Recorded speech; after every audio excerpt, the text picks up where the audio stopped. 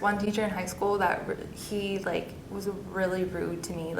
He told me that, well, he told my mother in a meeting because he didn't agree with the fact that I had to write outside the classroom. So my mom had a meeting with him, and he told my mother that if I required that, I should have been in special education just because I had anxiety.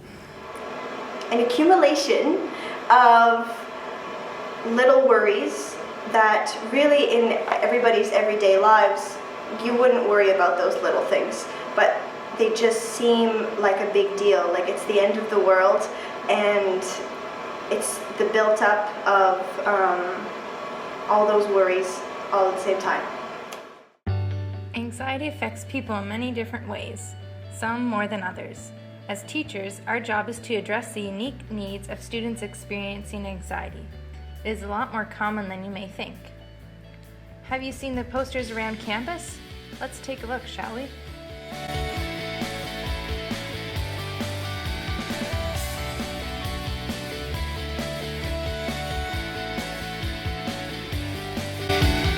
These posters show examples of people on campus who have experienced difficulties related to mental, emotional, or social issues.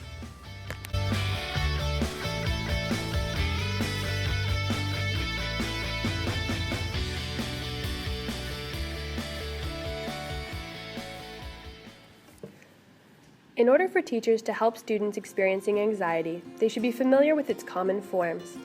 There are three main types of anxiety: social, separation, and generalized. Typically, anxiety is described as an overwhelming sense of doom in the face of everyday situations. It becomes a problem when it is more severe and persistent than everyday worries and affects the person's quality of life.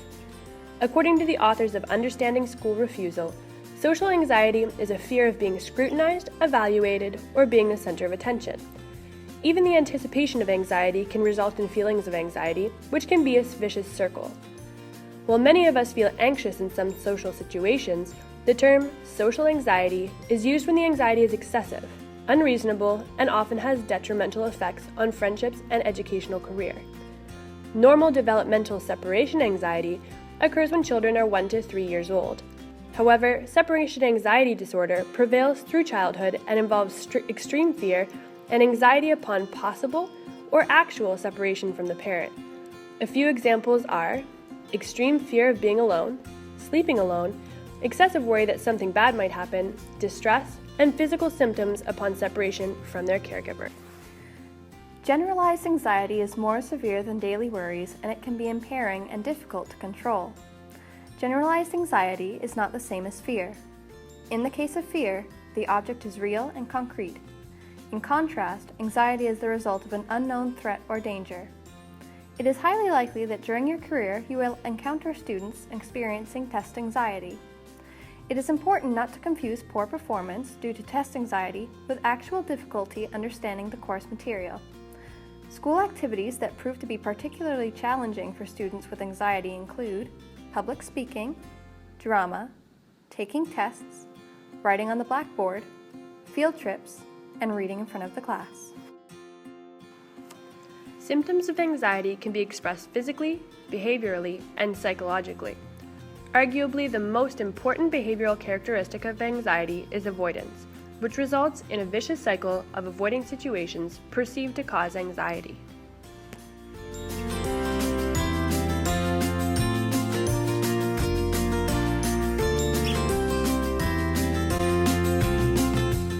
The best way to help individuals experiencing anxiety is through promoting awareness and education.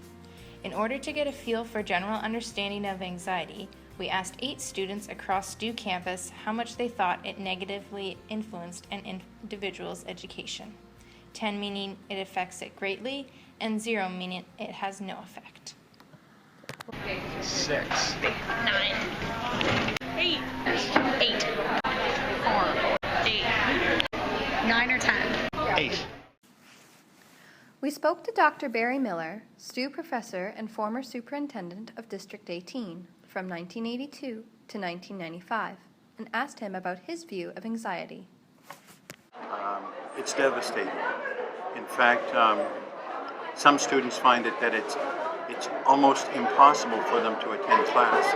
They are just absolutely so anxious and so worried about what can happen and that they may not be able to perform, that quite often they might just stay home. We also asked our participants what anxiety felt like for them in order to get a better sense of the severity of their symptoms. When I would study for tests in high school, I would panic the night before. Like, I'd be in a panic even though I've studied really hard, and I knew myself that I knew what I was going to do. Like, I knew I was going to do well, but I would just panic, and I would study and study and study even harder, and my mom would end up having to close my books, and I would just start shaking. I'd be so nervous, and sometimes it seems kind of crazy, but I'd end up in tears, and I couldn't control it. I'd just be so nervous and so scared. Because sometimes there's just like an overload, or you feel overwhelmed, and you probably won't focus as much on something as you normally would, or give it your all because you just, I'm anxious, or, you know, there's just like a wall and you just can't get over it. So, yeah. As a teacher, we have the power to help. We asked our participants what worked for them and compiled a list of ways to minimize students' anxiety in the classroom. A French teacher, and I absolutely adore her because she just makes that connection with you and says, you know, like, I understand, sometimes that happens, and she knows I'm a hard worker. She knows that I'm responsible, and that if there is a struggle or a challenge and I can't get over it, I'm not doing it on purpose. It's hard, but it's really nice to have that support, and that, like, if there is a day that doesn't work out, that I'm not penalized for it.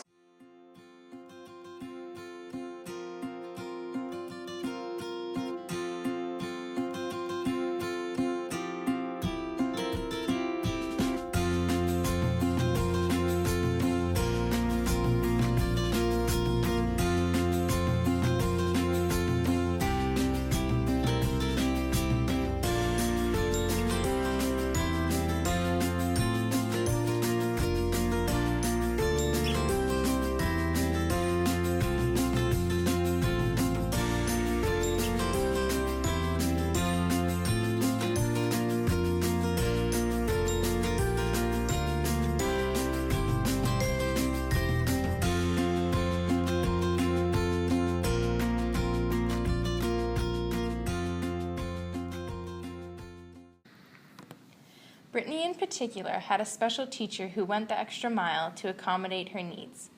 Dr. Miller's expertise reinforced the importance of being a caring, aware teacher.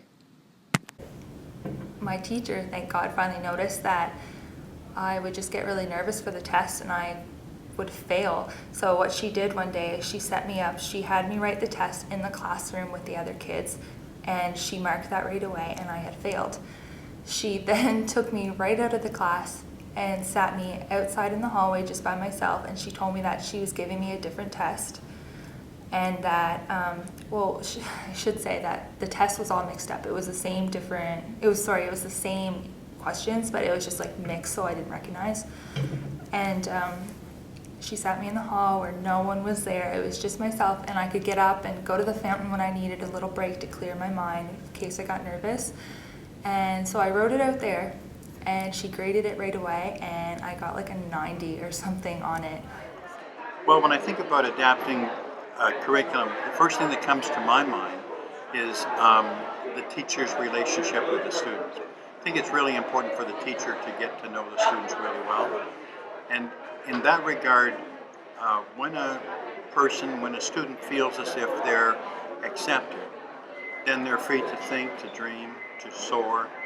And I think that has a lot to do with, the issue of even dealing with multiple intelligence, that children learn differently. So a teacher who really knows their students knows how they learn. And good teachers can make all the difference. Brittany and Renee have both learned to cope with their anxiety and be successful in the classroom. With the help of school staff, the future looks bright. They're actually from the Canadian Mental Health Association. They came up with a pamphlet, and I was like, oh, I do some of these anyways, but it's nice to have like something concrete. So, mindfulness, that's a big one for me, to really like be in the moment and appreciate things. Thinking it one day at a time, taking it one day at a time, thinking it.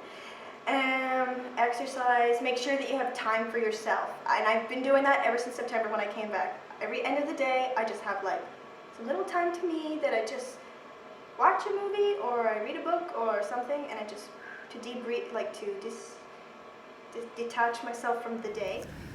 Yeah, just breathing, just like going out of the room, like out of the atmosphere you're in, into a different one, and just kind of like calming down, maybe talking to someone, just talking about a different subject. Like that's really important. That, or like saying it's gonna be okay, you know, you've worked really hard on this, you're doing great. You just like be reassuring